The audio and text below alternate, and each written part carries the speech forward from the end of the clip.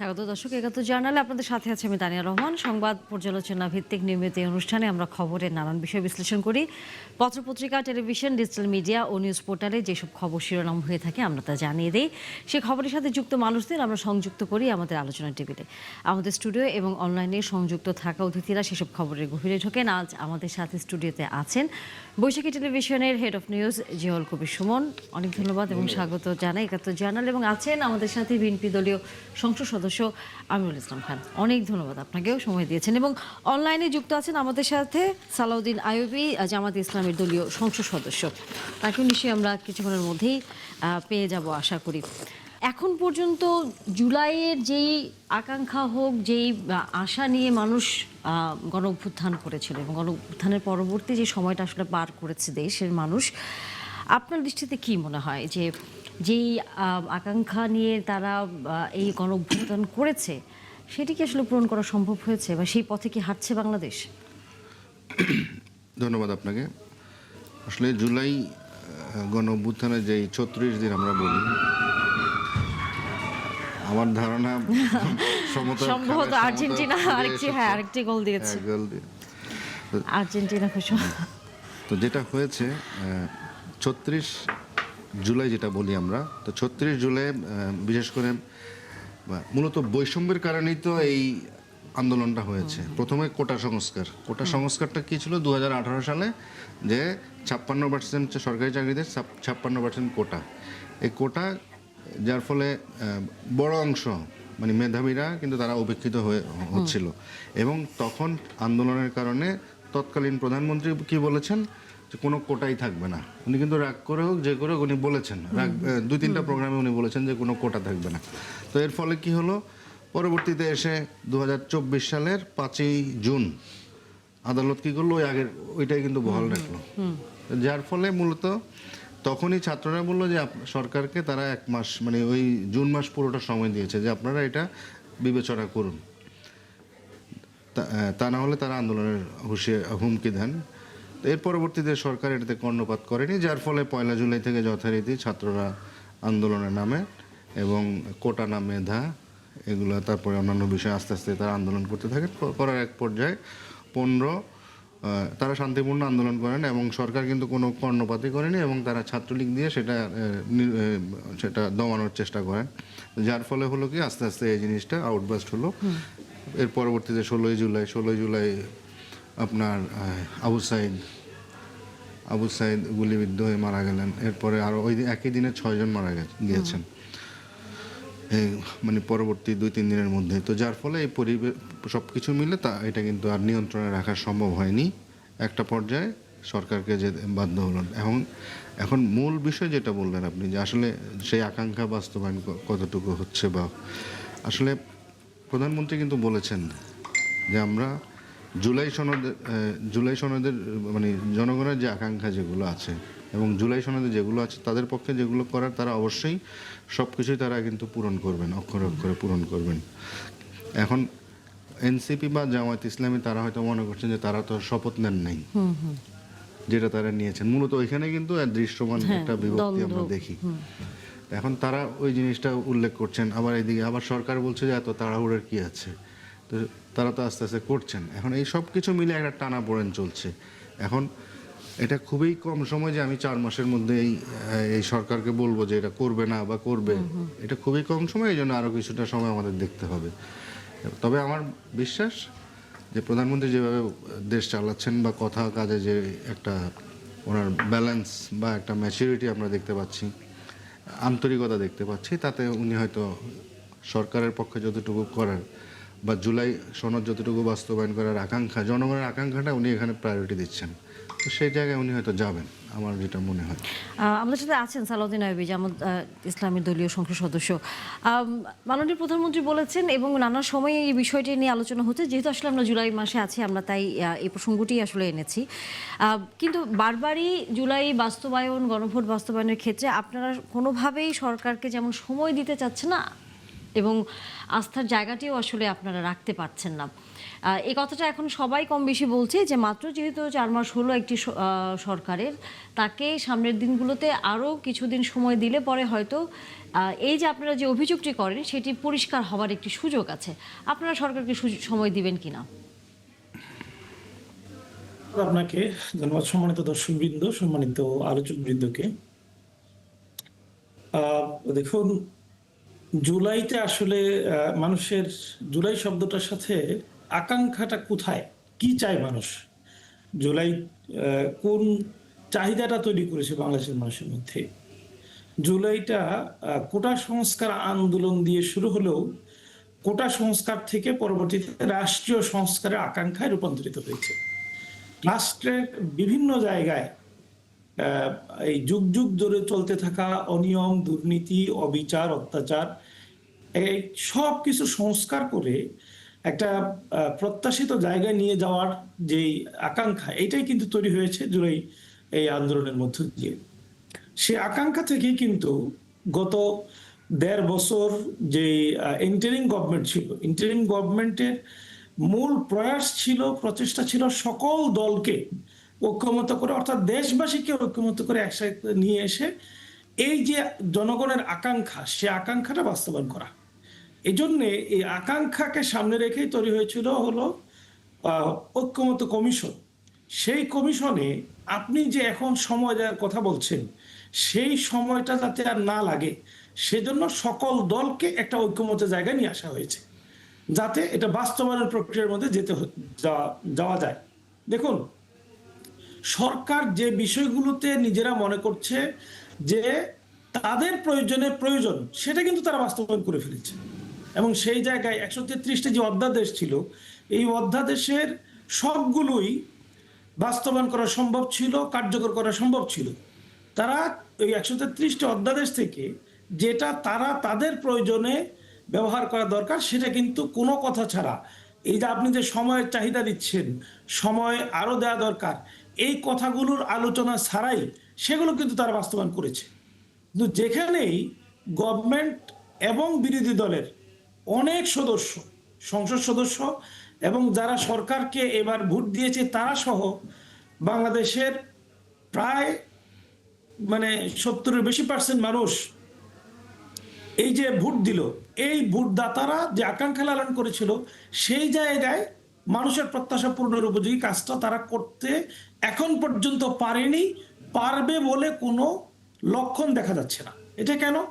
দেখুন, আপনি বলছেন যে আস্থার সংকটটা কোথায়, কেন আপনারা আস্থা রাখতে পারছি না। তারা কিন্তু গণভোটের ব্যাপারে জনগণকে আশ্বস্ত করেছে যে এই গণভোট তারা বাস্তবায়ন করবে, গণভোটের রায়কে বাস্তবায়ন করবে, এটা তারা বলেছে। সেটা বলে স্বয়ং প্রধানমন্ত্রী গণভোটের পক্ষে প্রচারণা চালিয়েছে, ভোট চেয়েছে। অন্যান্য এমপিরা যারা নির্বাচিত হয়েছেন তারা তো সবাই না হলে একটা বিরাট অংশ গণভোটের পক্ষে, হ্যাঁ ভোটের পক্ষে তারা প্রচারণা চালিয়েছে। এখন এসে স্বয়ং প্রধানমন্ত্রীর উপস্থিতিতে সরকারের একেবারে উচ্চপদস্থ মন্ত্রী, এমপিরা, দায়িত্বশীল ব্যক্তিরা তারা বলছে গণভোটের পুরো প্রক্রিয়াটা ছিল অবৈধ এবং গণভোটের যে রায়, সে রায়টা অবৈধ, সুতরাং এটা আর কার্যকর করার কোনো সুযোগ নেই। তাহলে এখানে একটা সন্দেহ, এখানে একটা আকাঙ্ক্ষা প্রতিফলিত হচ্ছে না বলে একেবারে নিশ্চিত ধারণা তৈরি হওয়াটা অস্বাভাবিক না, এটা একেবারে স্বাভাবিক। জি, আপনি আছেন আমাদের সাথে, আমিরুল ইসলাম খান। স্বাভাবিক। আপনারাও আসলে এই যে বিরোধী দলের যে অনাস্থার জায়গা, তারা সময়টা দিতে চায় না, কারণ তারা তো আপনাদেরকে বিশ্বাস করে যে আপনারা সরকার গঠন করবেন, প্রথম দিকেই আপনারা এই বিষয়গুলো বাস্তবায়ন করবেন। ধন্যবাদ 71 টিভির কলা কৌশলী আলোচকবৃন্দ এবং দর্শকরা, সবাইকে আমি শুভেচ্ছা জানাই। প্রথমে জুলাই আমাদের জাতীয় জীবনের একটি অত্যন্ত গুরুত্বপূর্ণ দিন, কারণ জুলাই বিপ্লব বাংলাদেশের রাজনীতিতে এটি নতুন দিনের সূচনা করবে, এটা আমরা সবাই প্রত্যাশা করি। এবং ওনারা বারবার যে অভিযোগটা করেন যে জুলাই বিপ্লব বা জুলাই চেতনা বাস্তবায়ন হচ্ছে না, উনি নিজেও কিন্তু বললেন যে মেবি 138টা দফা ছিলেন, 133টা। 33। তার মধ্যে কিন্তু প্রায় 100 ইতিমধ্যেই বাস্তবায়ন হয়েছে, মানে 90টা হয়েছে আনুষ্ঠানিকভাবে, কিন্তু ওর মধ্যে দিয়ে অনেকগুলি আসছে। তাহলে এই পর্যায়ক্রমে কিন্তু বাস্তবায়ন, উনি হয়তো ভাবছেন যে এটা আগে করার দরকার ছিল, ওনার দৃষ্টিতে মনে হচ্ছে ওইটা মনে হয় হবে না। আমাদের প্রধানমন্ত্রী সবসময়ই বলে আসছে যে জুলাইয়ের চেতনা আমরা সম্পূর্ণভাবেই বাস্তবায়ন করব, এবং ওনাদের অস্থির হয়ে গেছেন যে হচ্ছে না মনে হয়।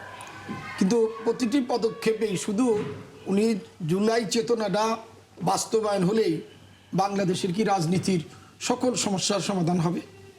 জুলাইয়ের চেতনার মধ্যে কি লেখা আছে যে একজন কৃষক কিভাবে স্বাবলম্বী হবে, একজন দুস্থ মা বা একটা পরিবারের কর্তা সে কিভাবে স্বয়ংসম্পূর্ণ হবে, আত্মনির্ভরশীল হবে? সেটা কি জুলাই চেতনার মধ্যে লেখা আছে? জুলাই চেতনার মধ্যে কিন্তু সব কিছু লেখা নেই। বা আমাদের শিক্ষা ব্যবস্থার যে শিক্ষার মান বানাতে হবে, শিক্ষার গুণগত মান বাড়াতে হবে, আত্মনির্ভরশীল শিক্ষা ব্যবস্থা চালু করতে হবে, এটা কি জুলাই চেতনার মধ্যে আছে? নাই। সরকার কিন্তু শুধু জুলাই চেতনা না, একটি সুন্দর আত্মনির্ভরশীল সুশিক্ষিত গণতান্ত্রিক সমাজ কিভাবে নির্মাণ করা যায় সকল বিষয় মাথায় রেখে কিন্তু কাজ করছেন। ইতিমধ্যেই যে সরকার দেখেন যে ফ্যামিলি কার্ড, আজকে এই বছরের মধ্যে 41 লক্ষ ফ্যামিলি কার্ড বিতরণ করা হবে। 41 লক্ষ ফ্যামিলি কার্ড বিতরণ হলে 41 লক্ষ পরিবার কিন্তু তাদের সাময়িক যে সমস্যা সেটা কিন্তু তাৎক্ষণিকভাবে সম্পন্ন করতে পারবে। আপনার কৃষকদের কৃষি উন্নয়ন বৃদ্ধির জন্য যে কৃষি কার্ডের মাধ্যমে যে সুযোগ সুবিধাগুলো দেওয়া হচ্ছে সেগুলি যদি বাস্তবায়ন হয়, কৃষকদের যদি ভাগ্যের পরিবর্তন হয়, তাহলে তো দেশের উন্নতি হবে। আমাদের সরকারের সার্বিক লক্ষ্য বা আমাদের সবারই হওয়া উচিত মানুষের কল্যাণ। তা আমরা তো সেই কল্যাণের জন্যই কাজ করে যাচ্ছি, এবং আমরা শিক্ষার যে সবচেয়ে এই বাজেটে শিক্ষার সর্বোচ্চ বরাদ্দ দিয়েছেন। এটার মান কি শিক্ষার গুণগত মান আরও পরিবর্তন করা, শিক্ষা যাতে আমাদের আরও সুন্দর হয়, আমাদের আগামী প্রজন্ম যেন সুশিক্ষিত হয়, এবং বিভিন্ন বিষয়ে যে আমাদের যে শিক্ষাক্ষেত্রে দুর্বলতা রয়েছে সেগুলো কাটিয়ে উঠে আমরা যাতে আরও শিক্ষা ব্যবস্থাকে আধুনিকায়ন করতে পারি, তার জন্য কিন্তু বাজেট বরাদ্দ দিয়েছে। তা আমি এইটুকুই বলবো যে ওনারা শুধু বারবার শুধু একটি কথাই বলেন যে জুলাই চেতনা, জুলাই চেতনা। আমরা তো 71-এর চেতনা দেখেছি। 71-এর চেতনা দেখতে দেখতে আমাদের গণতন্ত্র, আমাদের ভোটাধিকার, আমাদের মানবতা সব কিছুই কিন্তু আমরা হারিয়ে ফেলেছিলাম। চেতনা কিন্তু 71 ঠিকই ছিল। এখনো আবার আমরা মনে করছেন কিনা যে জুলাই চেতনা, জুলাই চেতনা? আমি মনে করি আমাদের দল বা আমাদের সরকার এবং আমাদের প্রধানমন্ত্রী জনাব তারেক রহমান উনি একটি মানবিক গণতান্ত্রিক সমাজ নির্মাণ করার জন্য আমরা আপনার কাছে ফিরবো, আমাদের বিরতি নিতেই হবে। যা যা প্রয়োজন সবকিছু করছে, এবং তার মধ্যে যে জুলাই চেতনা ইনশাআল্লাহ বাস্তবায়ন হবে। জি, আমরা নিশ্চয়ই এই বিষয়ে আলোচনা করব। তবে দর্শক, বিরতির সময় হয়ে গেল, বিরতির পর নিশ্চয়ই আপনারা আবারও যুক্ত হবেন। দর্শক, বিভিন্ন গণমাধ্যমগুলোতে আমরা দেখছিলাম। আমরা যদি একটু আসি আরেকটি বিষয়, সেটি হচ্ছে পঞ্চদশ সংশোধনী নিয়েও এরই মধ্যে জামাতের আইনজীবী যেটি বলেছেন যে সংবিধানের পঞ্চদশ সংশোধনী পুরোপুরি বাতিল না করে যেসব অংশ মৌলিক কাঠামোর সাথে সাংঘর্ষিক কেবল সেগুলো বাতিল করে বাকি নীতিগত সিদ্ধান্ত নেওয়ার ভার সংসদের উপর ছেড়ে দেওয়ার আর্জি তিনি জানিয়েছেন। সালাউদ্দিন আইয়ুবী একটু বলবেন আমাদেরকে যে পুরোপুরি বাতিল না করে যেসব অংশ মৌলিক কাঠামোর সাথে সাংঘর্ষিক আপনারা বলছেন, সেখানে কোন কোন বিষয়গুলো সাংঘর্ষিক মনে হচ্ছে আপনাদের? প্রথমত হলো আসলে যিনি আইনজীবী শিশির মনির সাহেব বলেছেন তার পুরো বক্তব্য আমার দেখার সুযোগ হয়নি, এবং এই বিষয়টিতে আমার খুব বেশি এখন পর্যন্ত চিন্তা করার সুযোগ হয়নি। তবে আমার কাছে যতটুকু মনে হয় যে তিনি এটার যৌক্তিকতা বিচারের চিন্তা থেকেই পুরোপুরি বাতিলের যেই সংস্কৃতি সেখান থেকে ফিরে এসে দেশের প্রয়োজনে, দেশের সংবিধানকে সমুন্নত রাখার প্রয়োজনে যেটা যৌক্তিকভাবে রাখা যায় সেই ব্যাপারে তিনি কথা বলেছেন। হয়তো তিনি মোটামুটি বেশ আলোচিত এবং বিজ্ঞ আইনজীবী হিসেবে পরিচিত। দলীয় পরিচয়ের বাইরেও তিনি মোটামুটি সব দলের কাছেই সমাদৃত একজন আইনজীবী। সুতরাং তার বক্তব্যের জায়গায় যথাযথ থাকতে পারে, তবে আমি এ বিষয়ে এখন পর্যন্ত খুব বেশি মানে অবগত নই। জি যেরকম সুবর্ণ, আপনার কাছ থেকে যদি বিষয়টা একটু আমরা জানি। আমি যতটুকু দেখেছি যে সুপ্রিম জুডিশিয়াল কাউন্সিল সহ আরো কিছু অনুচ্ছেদ যেগুলো ওনারা রাখার কথা বলেছেন, যে এগুলো রেখে সংসদে বাকি যে বিষয়গুলো এগুলো নিয়ে সংসদে একটা তর্ক বিতর্কের মধ্য দিয়ে একটা সবার সম্মতিতে একটা সংশোধনী তারা আনার কথা বলেছেন, যেটা ওনাদের বক্তব্য অনুযায়ী যেটা করলে দীর্ঘদিন আর আগামী যে সামনের দিনগুলো এগুলো নিয়ে এটা নিয়ে খুব বেশি আলোচনা বা সমালোচনার দিকে তারা যেতে চান না। এবং একটা মানে নির্বাচন কিভাবে হবে তত্ত্বাবধায়ক সরকারের অধীনে সেটার একটা রূপরেখাও তারা এর মধ্যে দিয়ে প্রণয়ন করবেন, যেটা আগামী দিনে আপনার কোনো রকম বিতর্কের জন্ম দিবে না, এবং সেই কথাটাই মূলত ওনারা বলার চেষ্টা করেছেন। আচ্ছা আমরুল ইসলাম খান, সেটি হচ্ছে যে একটি কথা আবার একই সাথে এসছে, সেখানে বলছিলেন যে সরকারের অথবা একই সাথে যদি বিচার বিভাগের এই বিষয়গুলো নিয়ে তেমন কোনো ধরনের বিতর্কের মধ্যে না, যেখানে আদালত মানে হস্তক্ষেপ করা উচিত না বলে বলা হচ্ছে, এটি পুরোপুরি সংসদের উপরে ছেড়ে দেওয়ার কথা বলা হচ্ছে। এখানে বারবারই বিরোধী দল বলে যে বিচার বিভাগ স্বাধীন এখনো হয়নি, আগের ধারাতেই বিচার বিভাগ চলছে, কারণ তারা তো বলেছিলেন যে স্বাধীন বিচার বিভাগের যে সচিবালয় হওয়ার কথা সেটি তো আসলে আপনারা বাস্তবায়ন করেননি। সেই জায়গায় একটুখানি তাদের ভিতরে মনে হয় যে সরকার বোধহয় এখানে আসলে ওনাদের নিজেদের উপর কনফিডেন্সটা খুবই কম, ওনারা অস্থির হয়ে গেছেন সকল ক্ষেত্রেই। আমি জানি না এর পিছনে তাদের কি কারণ বা উদ্দেশ্য রয়েছে, কিন্তু আমি আপনাদেরকে বলবো বাংলাদেশের কল্যাণে, বাংলাদেশের জনগণের স্বার্থে বিএনপি এবং বিএনপির সরকার বর্তমানে এবং অতীতে জনগণের কল্যাণে যে যে সংস্কার করা দরকার প্রত্যেকটা সংস্কার কিন্তু করেছে। আমি আপনাদের বলি যে আমাদের নেতার আদর্শের জনক শহীদ রাষ্ট্রপতি জিয়াউর রহমান ক্ষমতায় আসার পর কিন্তু বাকশাল বিলুপ্ত করে উনিই কিন্তু বহুদলীয় গণতন্ত্র বাংলাদেশে চালু করেছিলেন। উনি যদি বহুদলীয় গণতন্ত্র না চালু করতেন তাহলে কিন্তু বাংলাদেশ আওয়ামী লীগ এবং জামাত ইসলাম কোনোটাই কিন্তু রাজনীতি করার সুযোগ ছিল না। তাহলে উনি যেটা করেছেন সেটা কিন্তু দেশের স্বার্থে, গণতন্ত্রের স্বার্থেই সেটা বিএনপি করেছে, বিএনপি সরকার করেছে। 91-এ দেখেন বেগম খালেদা জিয়া সরকারে আসার পর উনি কিন্তু বাংলাদেশের অসংবেদিত নেত্রী, এবং উনি জীবনে কোনোদিন নির্বাচনে পরাজয় বরণ করেনি। উনি যদি তখন মনে করতেন যে আমি রাষ্ট্রপতি হব, তখনও কিন্তু রাষ্ট্রপতি সরকার বিদ্যমান ছিল। উনি যদি রাষ্ট্রপতি নির্বাচন করতেন তাহলে আমার মনে হয় না ওনার ধারের কাছে কোনো প্রার্থী থাকতে পারত, কিন্তু উনি কিন্তু সেটা করেননি। জনগণের স্বার্থে, গণতন্ত্রের স্বার্থে সংসদীয় গণতন্ত্র প্রবর্তন করেছে, সেটাও তো জনগণের স্বার্থে করছেন। আজকে পঞ্চম সংশোধনীর মাধ্যমে শেখ হাসিনার ফ্যাসিস্ট সরকার নির্বাচন ব্যবস্থাকে একদম ধ্বংস করে দিয়েছিল, কিন্তু বিএনপি কিন্তু তত্ত্বাবধায়ক সরকার ব্যবস্থা প্রবর্তন করছে। এখন আমিও মনে করি ওনারা যে ভয়ের মধ্যে আছেন বা যেটা চিন্তা করছেন, জনগণের কল্যাণে, জনগণের স্বার্থে, দেশের জন্য যেটা মঙ্গলজনক, আমি মনে করি আমাদের প্রধানমন্ত্রীর নেতৃত্বে ইনশাল্লাহ সেটা বাস্তবায়ন হবে। উনিরা যখন এটা দেখতে পাবেন তখন ওনাদের কনফিডেন্স বাড়বে।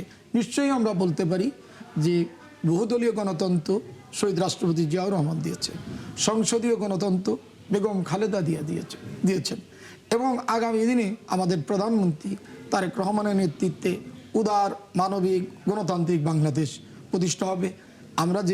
ওনারা যে আশঙ্কাগুলো করছেন যে আমাদের মূল দরকার ভোটাধিকার, আমাদের মানবাধিকার, আমাদের গণতন্ত্র, এগুলি যাতে আরো সুন্দর হয় ভবিষ্যতে, যাতে আমরা কিন্তু এর মধ্যে নিশ্চয়ই আপনারও অবহিত আছে যে আমরা জানি যে এনসিপির যে কর্মসূচি তারা দেশব্যাপী হচ্ছে পালন করছে, সেখানে সাভারে বিস্ফোরণের মতো ঘটনা ঘটেছে এবং দুজনকে গ্রেফতারও করা হয়েছে। এই যে তখন থেকে এক ধরনের নিরাপত্তাহীনতার সরকার অন্যান্য রাজনৈতিক দলকে বলছে যে সবাই এখন নিজেদের মতো করে কর্মসূচি করতে পারবে, নিজেদের মতো করে কথা বলতে পারবে, কিন্তু নিরাপত্তার জায়গাটি সরকার এখনও তাদেরকে দিতে পারেনি। সেখানে আমরা জানি যে সামনে স্থানীয় নির্বাচন আছে, সেটা তার অনেক বড় এক ধরনের নির্বাচন বলা যায়।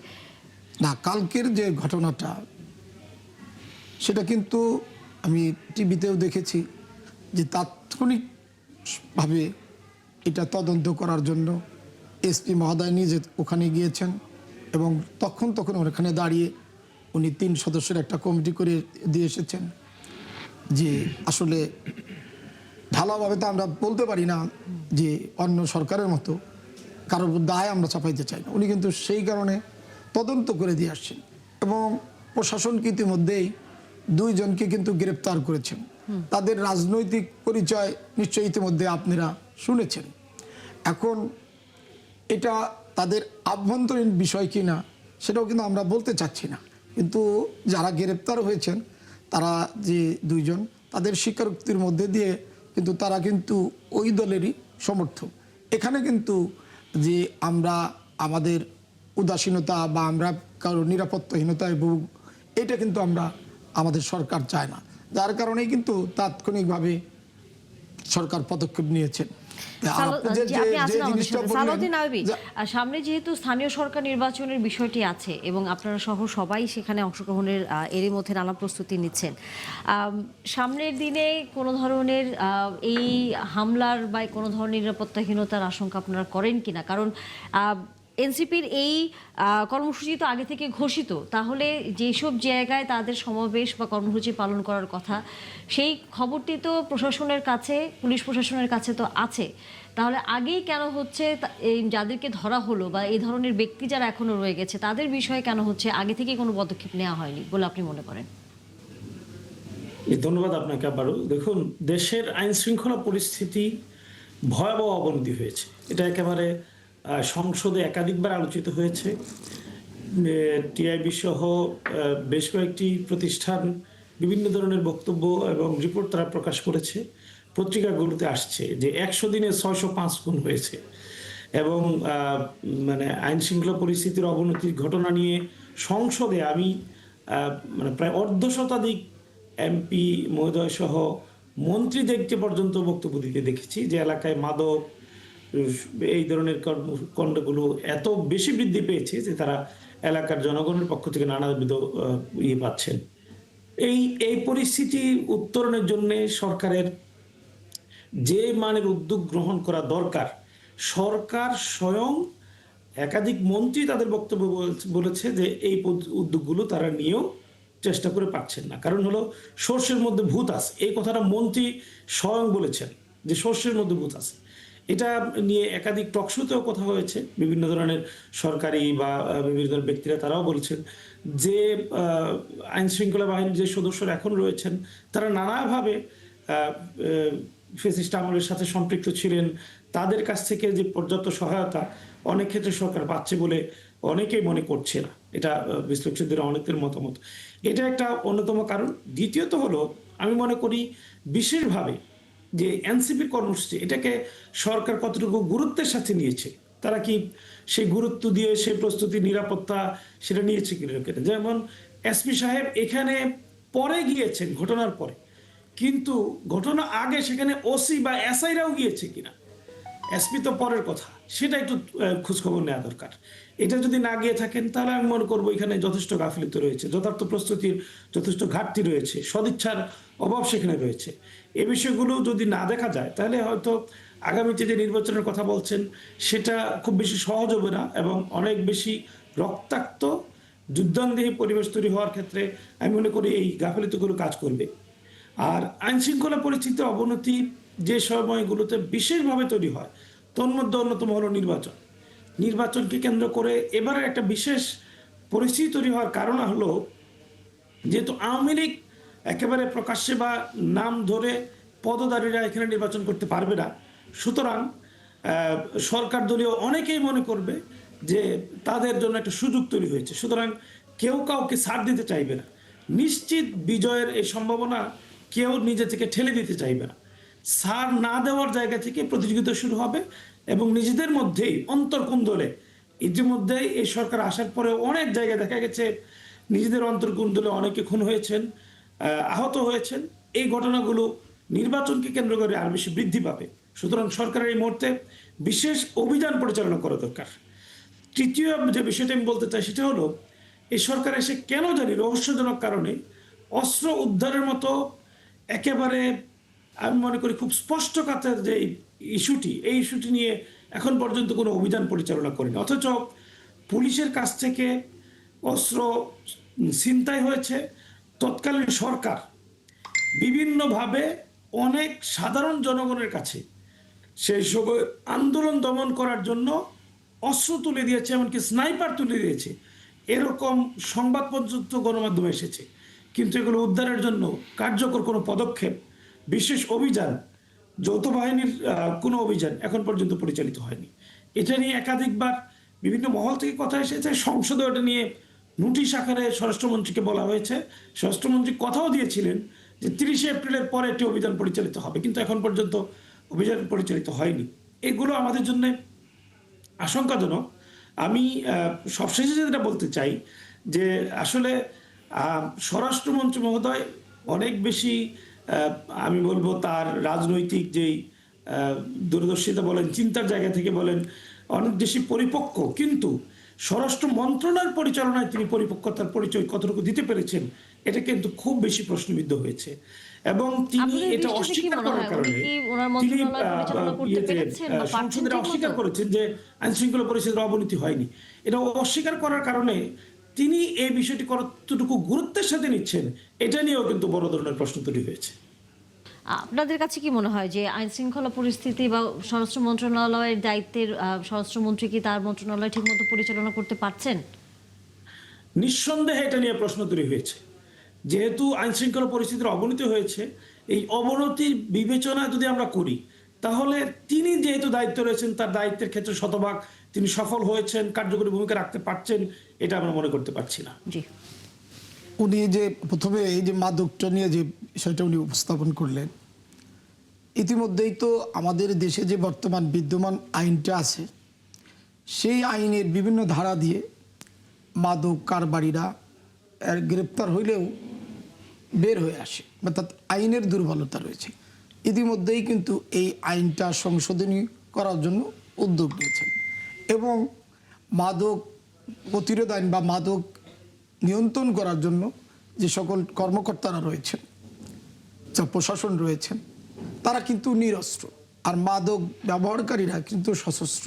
অতএব নিরস্ত্র প্রশাসন সশস্ত্র মাদক কারবারিদেরকে গ্রেফতার করাও কিন্তু খুব কঠিন।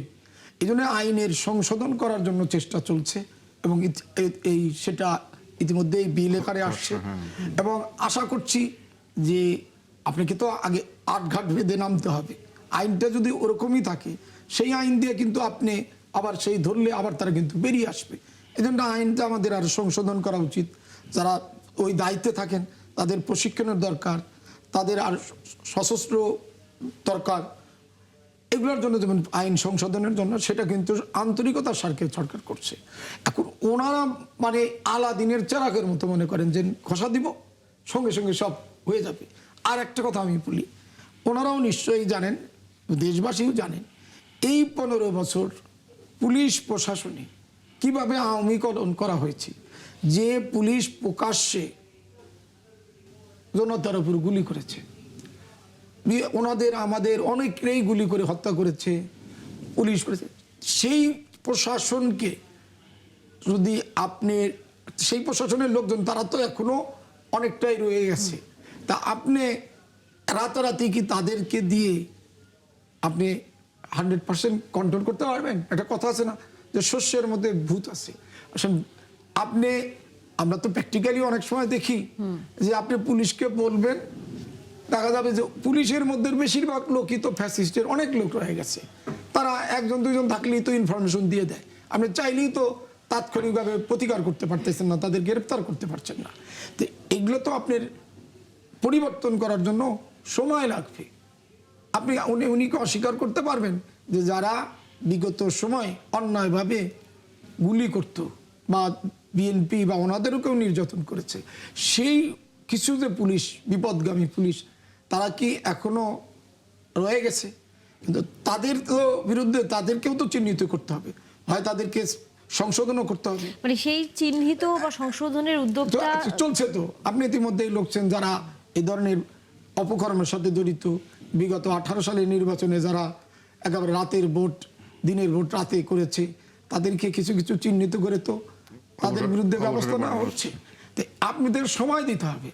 আমি তো একটা ফু দিলাম আর সব পরিষ্কার হয়ে গেল, এটা তো চিন্তা করা যায়। এখানে আলিম ভাই, এখানে আমার একটা বিষয়, সেটা হচ্ছে আপনি এই যে জুলাই অভ্যুত্থানের পরে 1855টা কিন্তু মামলা হয়েছে, এবং এর মধ্যে 799টা হচ্ছে হত্যা মামলা, আর 1056টা হচ্ছে হত্যা চেষ্টা বা অন্যান্য। এখন এর মধ্যে মাত্র কিন্তু 7টা মামলার রায় হয়েছে, এবং 16 জনকে দোষী সাব্যস্ত করে তাদের বিরুদ্ধে রায় হয়েছে আর কি, তাদের মৃত্যুদণ্ড। আর 798টা থেকে 5074 জনকে কিন্তু আবার অব্যাহতিও দেওয়া হয়েছে, আর টোটাল চার্জশিট দেওয়া হয়েছে 106টা। তা এখন এইভাবে যদি এগুলো কিন্তু আপনার লাস্ট যে ইন্টারিম থেকে কিন্তু এই জিনিসগুলো শুরু হয়েছে, দেখেন এটা যদি আরও একটু বেগবান করা না যায়, তাহলে আপনি কিন্তু এই মানে বিচারটা কিন্তু আপনি অসমাপ্ত রেখেই মানে মেয়াদ শেষ করতে হবে। তো সেই জন্য আপনাদের কি এই যে বিচার ত্বরান্বিত করার জন্য আপনাদের না, সেটা বিচার ত্বরান্বিত করার জন্য তো পদক্ষেপ আছে। আর সবচেয়ে আপনি নিশ্চয়ই জানেন এটা বাস্তবতা। আপনি যদি তড়িঘড়ি করে করেন, তখন আবার বলবো যে তদন্তই করে নাই, মন মতো আপনার রায় দিয়েছে। একটা আপনাকে তো এমনটা করতে হবে যেটা আপনি বিতর্কিত না হন, আপনি তদন্ত করতে হবে, তদন্ত করে তো আপনাকে সঠিক সিদ্ধান্ত নিতে হবে। মামলা হয়েছে, আমরা যদি এখন ঘরোয়াভাবে মামলা সঠিক তদন্ত না করে রায় দেয়, তাহলে আপনারাই 2 দিন পরে বলবেন যে বিএনপি ইচ্ছা মতো মানুষজনকে সাজা দিয়ে যাচ্ছে। ট্রাইব্যুনালের সংখ্যা বা ট্রাইব্যুনালের সংখ্যা বা আপনার হাইকোর্ট বাড়ানোরও আলাপ আলোচনা চলছে। কারণ হ্যাঁ, এই কারণে মানে বিষয়টা হচ্ছে, আমি একটাই বলবো, আসলে মানুষ দৃশ্যমান শাস্তি দেখতে চায় না। আপনি দেখলেন যে দৃশ্যমান রামিসা হত্যা 15-17 দিনের মধ্যে কিন্তু রায় হয়েছে, সেটা তো ঠিক আছে, এক্সেপশনাল। কারণ ঘটনা হলে আপনি চাইলেই তো সবগুলো এক্সেপশনালি করতে পারবেন না। আপনাকেও তো আবার মানব অধিকার আছে, আন্তর্জাতিক বিভিন্ন সংস্থা আছে, সেই মানদণ্ড আছে, সবকিছু মিলেই কিন্তু করতে হবে। আমি আজকে আমাদের সরকার এটা তাৎক্ষণিকভাবে রায় দিয়ে দিল, পরবর্তীতে দেখা গেল যে ভবিষ্যতে এই রায়টা আপনি টিকতেছে না। অতএব আপনি যদি প্রকৃত অপরাধীদের সাজা দিতে চান, তাহলে সূক্ষ্ম এবং সুন্দর স্বচ্ছ তদন্ত করে তাদেরকে যেহেতু সরকারের লক্ষ্য প্রকৃত অপরাধীকে সাজা দেয়া, কিন্তু সেখানে আজকে যখন তথ্য উপদেষ্টা বলেছেন যে যেহেতু দল হিসেবে আওয়ামী লীগের যেই নিষিদ্ধ বা তাদের যেই কর্মকাণ্ডের উপর যেই বাধাটি আছে, সেখানে যদি প্রমাণিত না হয়, তাহলে তাদের আবার কার্যক্রম শুরু করবার বা তাদের নেতাকর্মীরা আবার সাংগঠনিকভাবে বিভিন্ন কার্যক্রমে অংশ নিতে পারবে, সেই জায়গায় তো এক ধরনের শঙ্কার জায়গা কি তৈরি হয় না? আমি আর রেফারেন্স আমি বলবো না, আমি যেটা উনি বলবো যে ওনারা তো যে আওয়ামী লীগকে নিষিদ্ধ করার জন্য অন্যান্য ব্যাপার নিয়ে যেমন তৎপর, জুলাই বিপ্লব নিয়ে যে সারাক্ষণ তারা অস্থির, আমরা তো ওনাদের মধ্যে সেইটা দেখি না যে আওয়ামী লীগকে নিষিদ্ধ করার জন্য ওনারাও তো আরো জোরালো উদ্যোগ নিতে পারে, রাজপথে মিছিল করতে পারে, বিভিন্ন তা তো দেখি না। ওনাদের মধ্যে তো ওখানে ওনাদের তো আমি সংসদে কোনোদিন দাঁড়ায় বলতে দেখলাম না যে আওয়ামী লীগের নিষিদ্ধ করা হোক, বা রাজপথেও আমি এখন তো দেখি নাই যে আওয়ামী লীগের নিষিদ্ধ করা হোক। বরং ওনারাই প্রথম দিকে বলছেন, আগস্ট মাসে বলছেন যে তাদেরকে ক্ষমা করে দেওয়া যেতে পারে।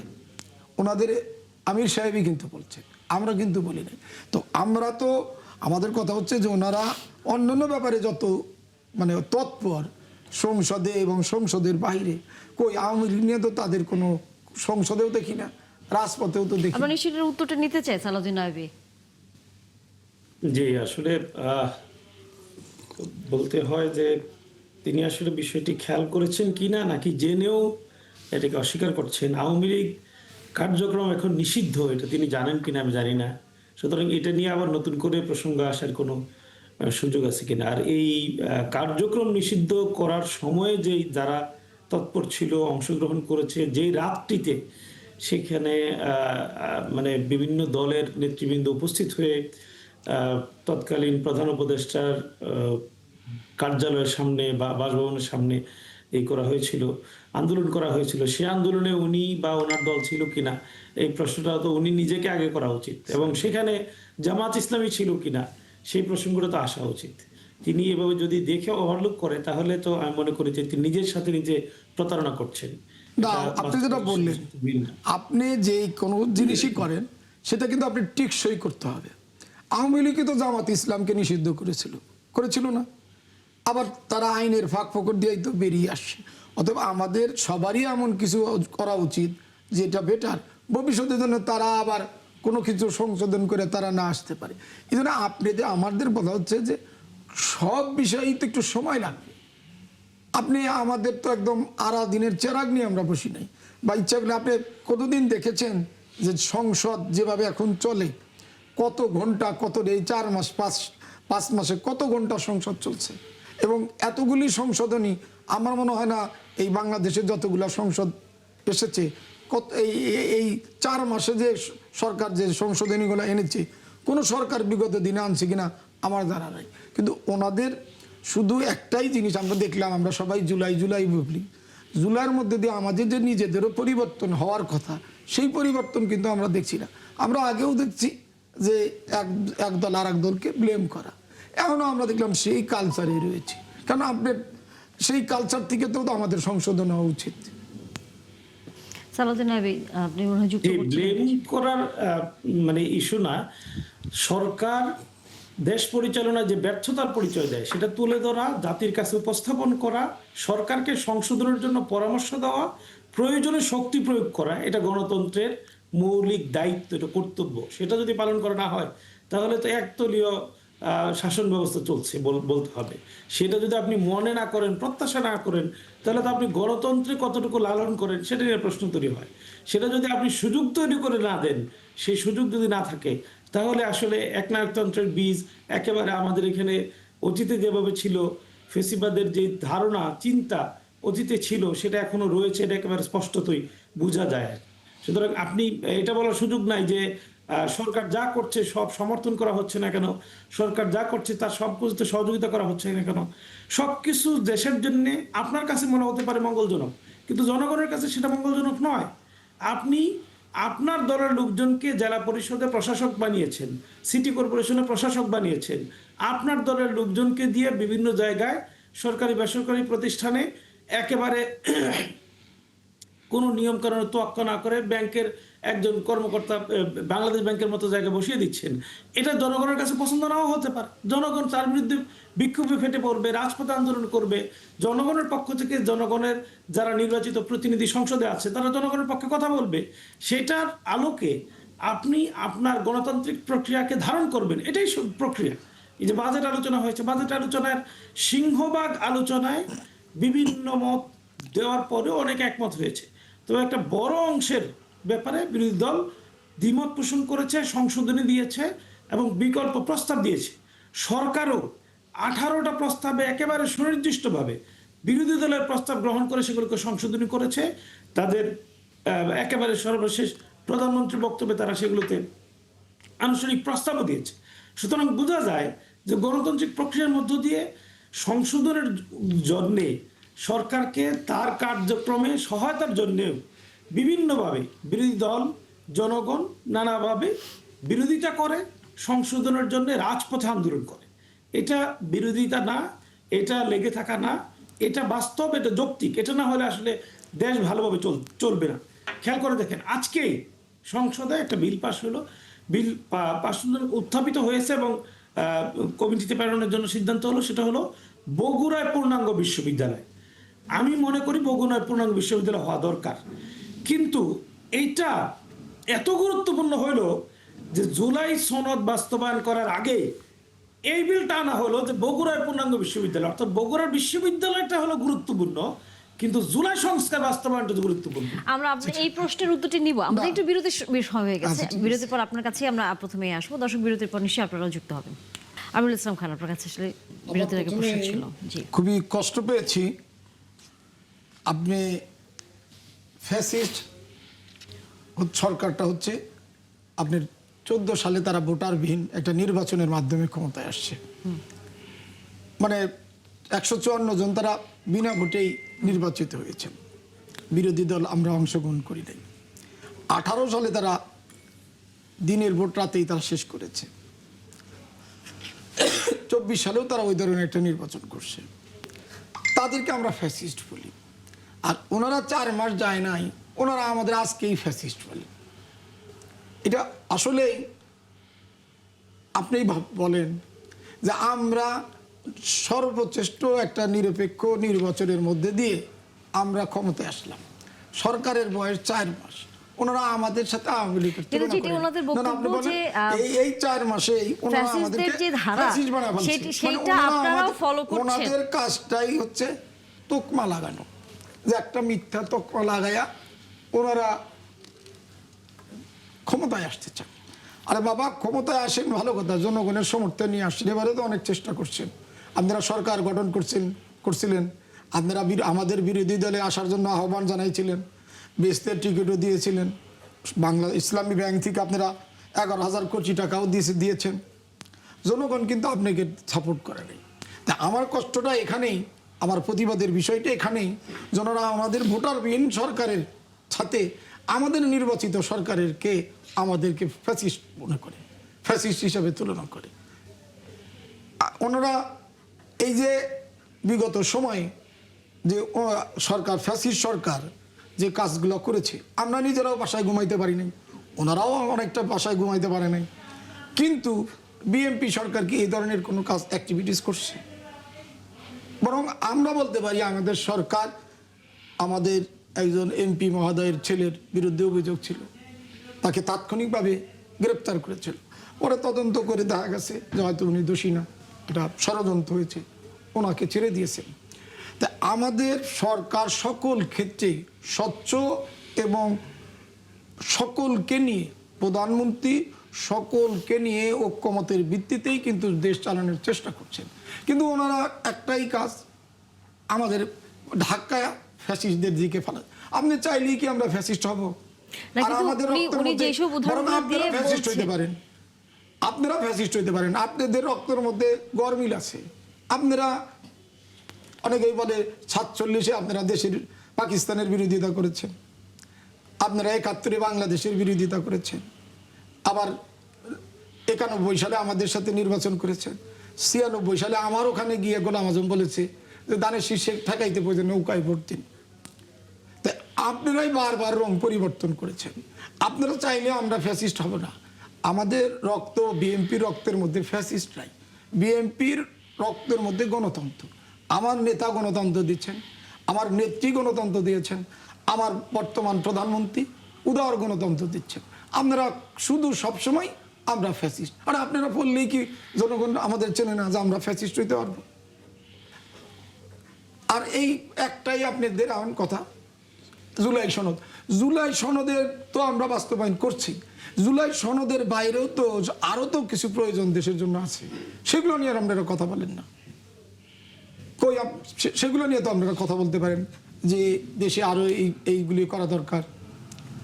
তো এই কারণে এই যে দেখেন আপনার জ্বালানি সমস্যা হইল, আমাদের প্রধানমন্ত্রী ওনাদের দলের পক্ষ থেকে আহ্বান জানাইল, আমাদের প্রধানমন্ত্রী কিন্তু তাৎক্ষণিকভাবে 10 সদস্যের কমিটি করে দিয়েছেন। ওখানে কিন্তু ওনাদের 5 জন দিছে, আমাদের 5 জন দিছে।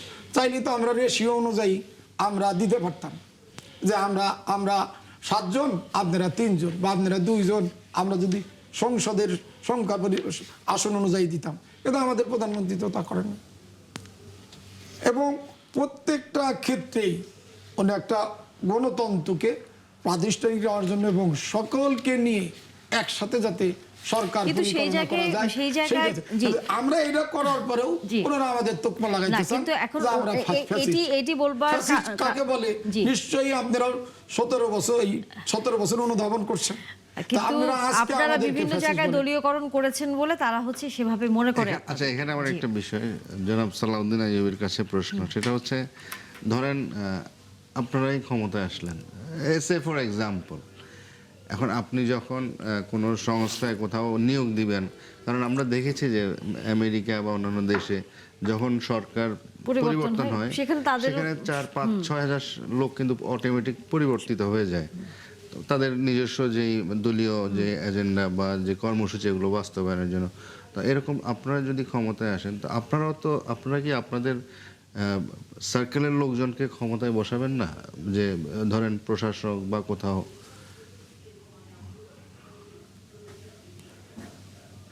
শুনতে পাচ্ছি না, আমরা আপনার কথা শুনতে পাচ্ছি না স্যার। আপনার কথা শুনতে পাচ্ছি না, মিউট করা আছে বোধহয়, না?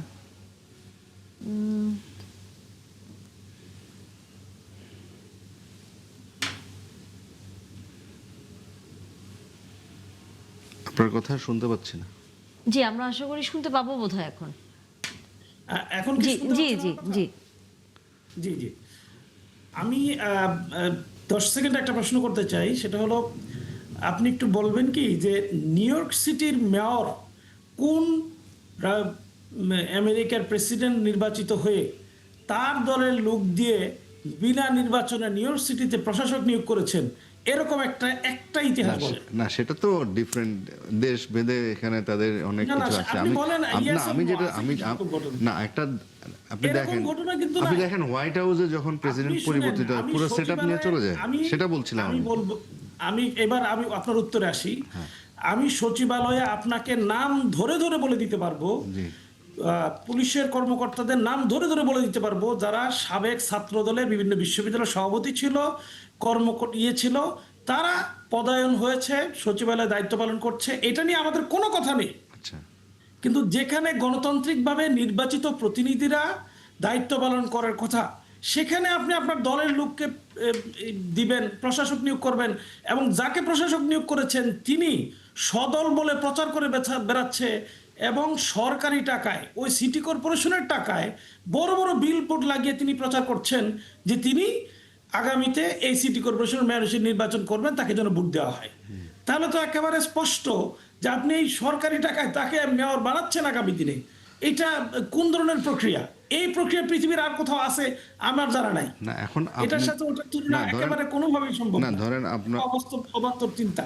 ধরেন আপনারা সরকার সচিবালয় তার কর্ম পরিচালনার জন্য যত জায়গায় দলীয়করণ করা দরকার সেটা করুক, এটা নিয়ে আমাদের তো কোনো কথা নেই।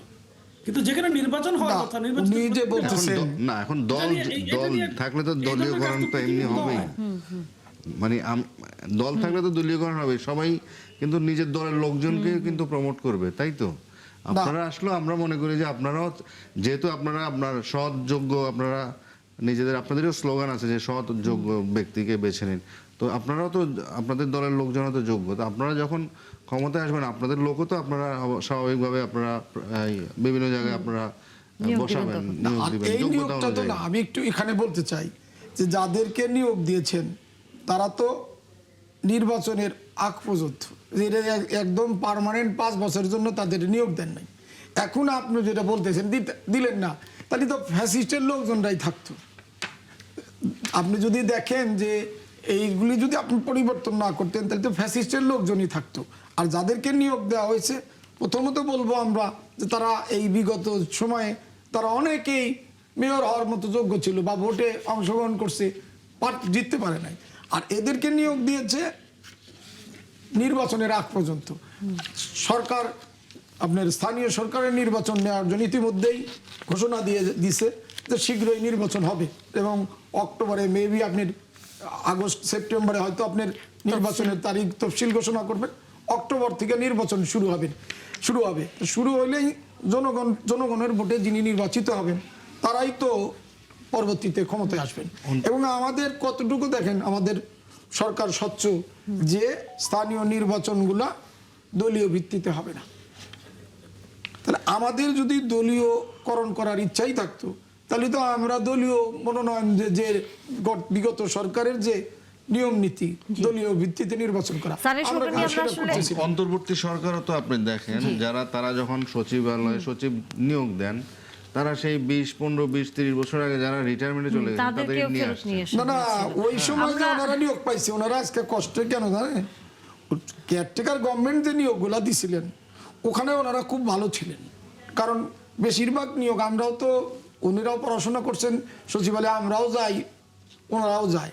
ওনারা যে যাদের নিয়োগ দিয়েছিলেন কেয়ারটেকার গভর্নমেন্ট, তারা বেশিরভাগই তো আপনাদের। না, এরপরে অতি সম্প্রতি আপনি দেখেছেন যে সশস্ত্র বাহিনীতে 150 জনকে ভূতাপেক্ষা পদোন্নতি সহ নানান আবার সুযোগ সুবিধা দেওয়া দেওয়ার সিদ্ধান্ত নেওয়া হয়েছে। হয়েছে। সেখানেও তো আপনার গোলাম আজম সাহেবের ছেলেকেও তো দুটো প্রমোশন দিয়ে ওনাকে তিনিও লেফটেন্যান্ট আছেন। জেনারেল করা আমরা হয়েছে। আসলে আলোচনাটাই আজকে শেষ করে দিতে হচ্ছে, তবে তুলে রাখলাম, আমরা সামনের দিনগুলোতে কথা বলতে চাই। সালাউদ্দিন আইয়ুবী, অনেক ধন্যবাদ আপনাকে, যুক্ত হয়েছিলেন। দর্শক, বিরতির সময় হয়ে গেল, বিরতির পর নিশ্চয়ই অন্য কোনো সংবাদে আবারও যুক্ত হবেন আপনারা। ধন্যবাদ দর্শক, আবারও আমন্ত্রণ ৭১ জানালে। খেলার খবর নিয়ে আলোচনা করতে হয়। আজকে আমরা দেখছিলাম বেশ হাই ভোল্টেজ খেলা এবং এক ধরনের উত্তেজনা তৈরি হয়েছিল যখন আর্জেন্টিনা 0 ছিল, তখন মিশর 2 গোল করে ফেলেছে। এরপরে অবশ্য পরিবর্তন হয়ে গেছে ফলাফল, আর্জেন্টিনা জিতেছে 3 গোল করে।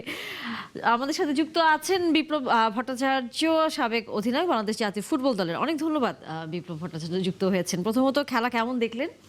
আর দ্বিতীয়ত, যেটি আসলে একটু আলোচনা হয়তো আজকে শুধু বাংলাদেশ না, হয়তো সকল গণমাধ্যমেই আলোচনা হবে যে খেলার রেফারির যে কাজ সেটি নিয়ে, খুব সম্ভবত এটি নিয়ে এক ধরনের আলোচনা এর মধ্যেই শুরু হয়ে গেছে। আপনার কাছ থেকে যদি আমরা একটু শুনি। আপনাদের আসলে এই ম্যাচটা যদি বলি যে ব্রাজিল হেরে যাওয়ার পরে আরেকটা অঘটনের জন্ম হচ্ছিল, কারণ এই ম্যাচেও যদি আর্জেন্টিনা হেরে যেত, হয়তো বাংলাদেশের মানুষের জন্য বিশ্বকাপটা শেষ হয়ে যেত, বিশেষ করে আর্জেন্টিনা সাপোর্টারদের। আমরা জানি যে এই ম্যাচটা প্রায় ৭৮ মিনিট পর্যন্ত এগিয়েছিল মিশর এবং অসাধারণ ফুটবল খেলে এগিয়েছিল। হ্যাঁ, আর্জেন্টিনাও বেশ কিছু সুযোগ পেয়েছে কিন্তু কাজে লাগাতে পারেনি। শুরুতে যদি বলি মেসি পেনাল্টি মিস করেছে। মেসির পেনাল্টি যে মিস করেছে, আমার কাছে মনে হয়েছে গিমারেসের মতোই সেই একই জায়গায় শট, একই রকম একদম নরমাল একটি শট ছিল যেখান থেকে সেভ করে দিয়েছে তাদের গোলরক্ষক। সো আমার মনে হয় যে আর্জেন্টিনা লাস্ট ম্যাচটাও যদি আমরা দেখি কেপ ভার্দের সাথে হারতে হারতে ম্যাচটা জিতেছে। তো রেফারিং নিয়ে কথা উঠছে টোটালি এই বিশ্বকাপে। আমরা দেখছি যে আর্জেন্টিনা আজকে যে ম্যাচটা খেললো এবং দুঃখজনক যে কিছু কিছু ডিসিশন মেকিং, এটা আমাদের কাছেও লেগেছে, খারাপ লেগেছে। আসলে বিশ্বকাপের মঞ্চে যদি এই ধরনের ডিসিশন হয় একটা দলের বিপক্ষে, সো এটা অবশ্যই খুবই দুঃখজনক। আর দিন শেষে আমার কাছে মনে হয়েছে যে আর্জেন্টিনা লাস্ট পর্যন্ত ট্রাই করেছে গোল বের করার জন্য এবং তারা শেষ পর্যন্ত কামিয়াব হয়েছে। আসলে ডিউ টু কিছু কিছু সিচুয়েশন এবং কিছু কিছু ডিসিশনের জন্য খেলোয়াড়রা টেম্পটেড হয়ে গেছিল, বিশেষ করে মিশরের। তারা কনসেন্ট্রেশন ধরে রাখতে পারেনি দেখেই লাস্টে 3টা গোল রিসিভ করেছে, রোমেরো, মেসি, দেন ফার্নান্ডেস লাস্ট গোলটা করলো। সো আমার মনে হয় যে অসাধারণ একটা ফুটবল খেলেছে মিশর এবং মিশরের জন্য অবশ্যই শুভকামনা রইল। ওরা অনেক ভালো ফুটবল খেলেছে, ফেয়ার ফুটবল খেলেছে। আমি মনে করি যে এখানে দিন শেষে যদি বলি যে রেফারিং এর কিছু কিছু ডিসিশন হয়তো আমরা সবাই দেখেছি, বিশ্ববাসী দেখেছে। সো আমার মনে হয় যে সেটা এটা তো আর্জেন্টিনার বলার পক্ষে অপেক্ষা আসলে রাখে গেছে না। অনেকটা। এরই মধ্যে শুধু ব্রাজিলের সাপোর্টার বলছি বিষয়টা সেটা না, সেটা নিয়ে তো আসলে আলোচনা এর মধ্যে অন্যান্য জায়গা থেকে আসলে হচ্ছে। যে ডিউ টু দেখুন, আমি নিজেও ব্রাজিলের সাপোর্টার। হ্যাঁ, আসলে আমাদের বাংলাদেশের মানুষের একটা আবেগ আছে যে হাজার হাজার মাইল দূরে দুটো দেশ থাকে কিন্তু আমরা সাপোর্ট করি ক্রেজি সাপোর্টার হিসাবে। বিশ্বে মনে হয় আর্জেন্টিনা ব্রাজিলের সাপোর্টারও এত ক্রেজি না যারা আমরা ব্রাজিল আর্জেন্টিনা ফ্যান। সো আমার মনে হয় যে ব্রাজিল হেরে যাওয়ার পর, ব্রাজিল লাস্ট ম্যাচটা যদি আমরা দেখি যে তারা হেরে গেছে কিন্তু ভালো খেলেছে, বেশ কিছু সুযোগ পেয়েছে, গোল করতে পারেনি। আজ কিন্তু আর্জেন্টিনারও কিন্তু সেই পথে হাঁটছিল, আমার কাছে মনে হচ্ছিল। যত সময় যাচ্ছিল গোল পাচ্ছিল না, মিস একের পর এক মিস করছিল। সো দিন শেষে সেই মেসিকে দেখেছি যে ত্রাতা হতে। মেসি কিন্তু দিন শেষে যে 2-2 গোলে ড্র হয়ে গেল, মেসির গোলটা ছিল এতগুলো ডিফেন্ডারের মাঝখান থেকে গোল করেছে এবং লাস্টে আমরা রোমেরোর গোল দেখলাম। তো আমার মনে হয় যে